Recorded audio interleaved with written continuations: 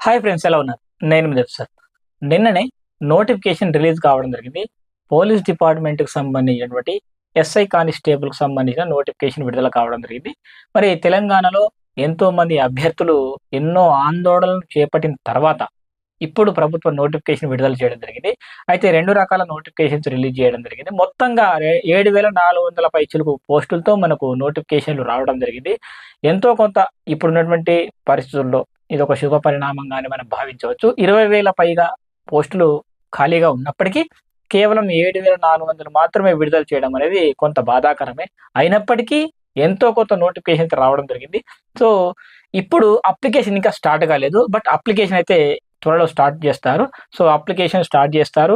ఆ తర్వాత ఎగ్జామ్స్ ఎప్పుడుంటాయి, ఈవెంట్స్ ఎప్పుడుంటాయి, ఫైనల్ ఎగ్జామ్ ఎప్పుడుంటుంది, ప్రిలిమ్స్ ఎప్పుడుంటుంది, ఇవన్నీ డీటెయిల్స్ త్వరలో తేదీలు వెల్లడిస్తామని చెప్పేసి పోలీస్ రిక్రూట్మెంట్ బోర్డ్ తెలియజేయడం జరిగింది. మొత్తం మీద మనకు ఇటు కానిస్టేబుల్ అభ్యర్థులకు, ఇటు ఎస్ఐ అభ్యర్థులకు ఒక శుభవార్తగా చెప్పుకోవచ్చు.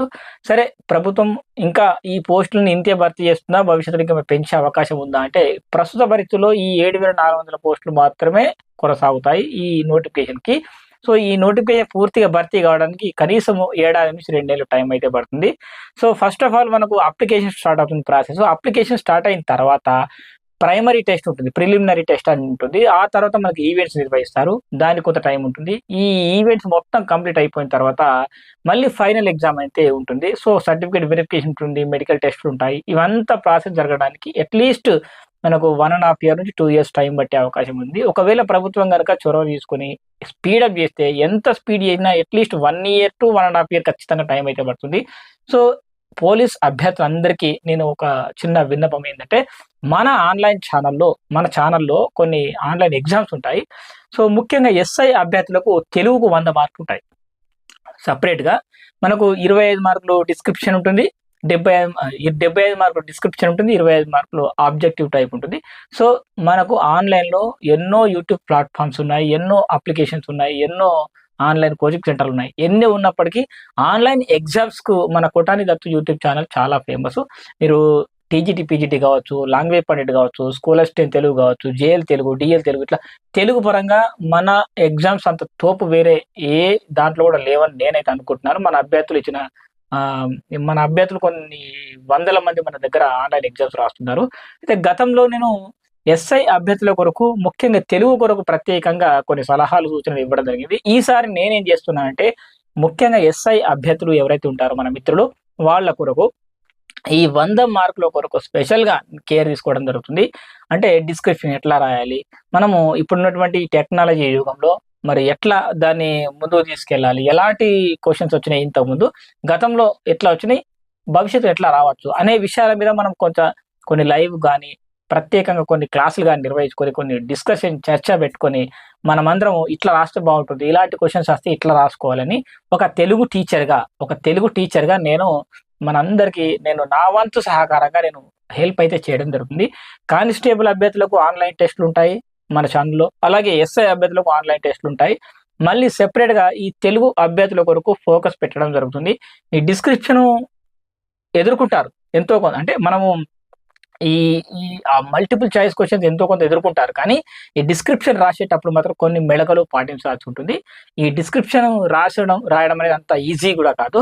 సో, కాబట్టి మిత్రులారా, నేనే ప్రత్యేకంగా వారంలో 2, 3 సార్లు మీకు ప్రత్యేకించి డిస్క్రిప్షన్ ఎట్లా రాయాలి? సో, ఆ అక్షర దోషాలు లేకుండా ఎలా చూసుకోవాలి? సో, స్టార్టింగ్ ఎలా ఉండాలి? మిడిల్‌లో మ్యాటర్ ఎట్లా రాయాలి? ముగింపు ఎలా ఉండాలి? సో, మనకు తెలుగు అన్నప్పుడు ఆ తెలుగు మీద మనకెంత నాలెడ్జ్ ఉంది, తెలుగు మీద ఎంత పట్టుంది అనేది ఖచ్చితంగా పరీక్షించడం జరుగుతుంది. సో, సమాజం మీద మనం ఒక టాపిక్ ఎంచుకొని మనము వ్యాసం రాయాలి. ఒక ఎస్సే అనేది ఏ టాపిక్ మీద అడిగితే ఎట్లా రాయాలి? అంటే మనకు డెప్త్ గ్రామర్ పార్ట్ అనేది ఆబ్జెక్టివ్ టైప్ దాంట్లో ఉంటుంది. మరి డిస్క్రిప్షన్‌లో గతంలో ఉన్న ప్రశ్న ఎట్లా వచ్చింది? భవిష్యత్తులో ఎట్లా రావచ్చు?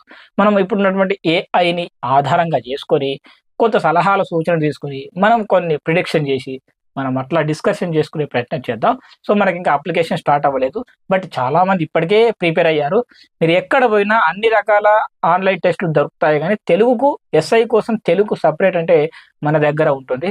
ఒకవేళ వేరే వాళ్ళ దగ్గర ఉన్నా వాళ్ళు తెలుగు టీచర్‌లే ఉన్నారా? తెలుగు మీద పట్టున్న వాళ్ళు ఉన్నారా? ఒకసారి మీరు అబ్జర్వ్ చేయండి. మన దగ్గర కొన్ని వందల మంది తెలుగు ఉపాధ్యాయులుగా, లెక్చరర్లుగా, టెట్ పాస్ అయిన వాళ్ళు, సెట్ పాస్ అయిన వాళ్ళు ఇట్లా చాలా మంది ఉన్నారనమాట. వాళ్ళందరికీ మనం ఎంతో గైడెన్స్ ఇవ్వడం జరిగింది. సో, డెఫినిట్‌గా మీకు నా వంతు హెల్ప్ చేసే ప్రయత్నం చేస్తాను ఫ్రెండ్స్. సో, దానికి సంబంధించిన ఒక ప్రత్యేక వాట్సాప్ గ్రూప్ కూడా నేను ఏర్పాటు చేయడం జరిగింది.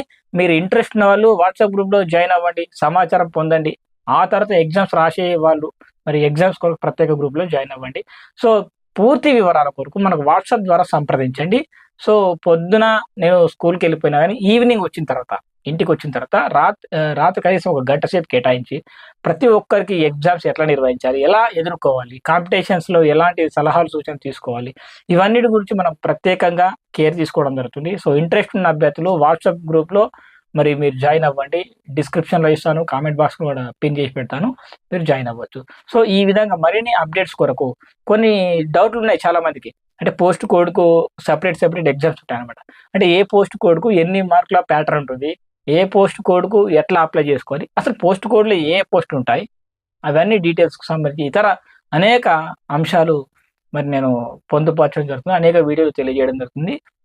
ఎంతోమంది పోలీసు మిత్రులు గూడా యూట్యూబ్ ఛానల్స్‌లో పోలీస్ అభ్యర్థులకు సంబంధించి ఎన్నో చెప్తుంటారు. కానీ ఆన్‌లైన్ ఎగ్జామ్స్ పరంగా మన ఛానెల్‌లో ఒక శాంపిల్ టెస్ట్ రాయండి.